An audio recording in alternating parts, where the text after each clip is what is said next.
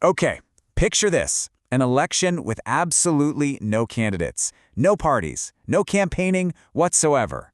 Sounds impossible, right? Well, that's the ideal at least. Find the Baha'i electoral process.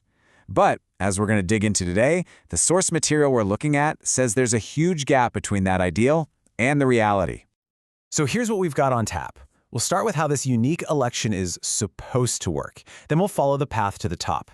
After that, we dive right into the heavy stuff. Allegations that the whole thing is fixed, a look at the council that never seems to change, and finally, what happens when you dare to speak out. All right, first up, a different kind of election. Let's get into the spiritual ideal. The whole idea here is to build an election on a spiritual foundation, which means, throwing out the entire political playbook as we know it. And this is where it gets really interesting. On one hand, you've got typical democratic elections. You know the drill, right? Campaigns, debates, political parties, promises, all that noise. On the other hand, the Baha'i model is supposed to have none of that. No campaigning, no parties. Instead, it's all about prayer and spiritual guidance. The idea is that you're supposed to look inward for an answer, not listen to some candidate's sales pitch. Okay, so that leads to a pretty obvious question, right?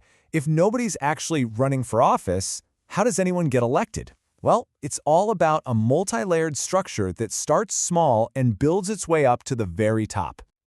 Think of it like a pyramid, with 3 levels. At the very bottom, you have the local believers. They elect delegates. That's step 1. Then, in step 2, those delegates get together at a national convention and they elect a 9-person national spiritual assembly. And finally, for step 3, all those national assemblies from around the entire world get to vote, and they elect the 9 men who make up the top global council, the Universal House of Justice. And this is where we get to the heart of the critique from our source material.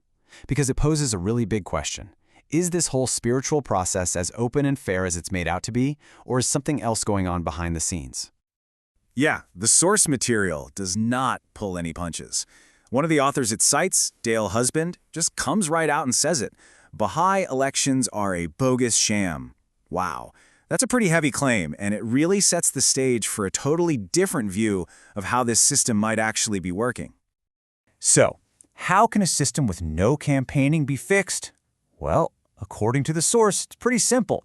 In an election where no one is allowed to campaign, visibility becomes the only thing that matters, and the critics allege that this visibility isn't just random. The claim is that certain key figures are essentially pre-screened for being on message, for their ideological purity. Then they're put into high-profile positions, like the International Teaching Center, which gives them a ton of exposure to the voters. So when it comes time to vote, well, their names are the ones everyone knows. The argument is that this makes actual campaigning totally unnecessary and that the whole thing is, in their words, obviously fixed. Okay, so what's the outcome of a system like that? Well, the critics tell us to just look at the data. Specifically, let's look at who gets elected to the Universal House of Justice and for how long they stay there. The source material uses data just like this to make its point. What you're seeing here are some selected members of the Universal House of Justice and how many years they served. And just look at those numbers. We're not talking about a couple of terms here.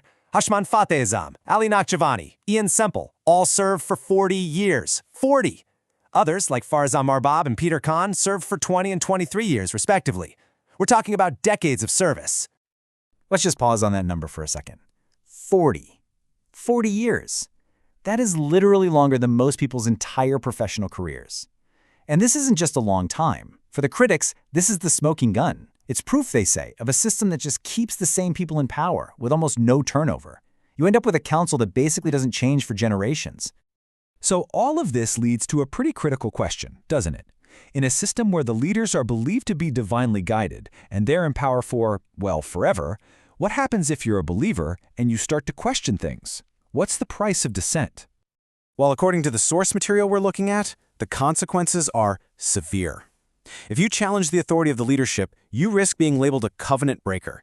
And that is not just some name they call you. It triggers something called shunning, which is a complete and total social boycott by every other Baha'i.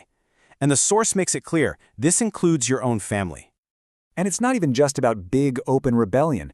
The source material claims that even what they call small mistakes can result in you having your voting and administrative rights taken away. So basically, your ability to participate in the system, to have any say at all, can just be, poof, gone. So ultimately, the source material leaves us wrestling with this really big question. When a system is built on faith, where is the line between spiritual guidance and just plain unchallengeable authority? How do you create a space for belief while also protecting the need for accountability and, the freedom for people to ask tough questions without being afraid?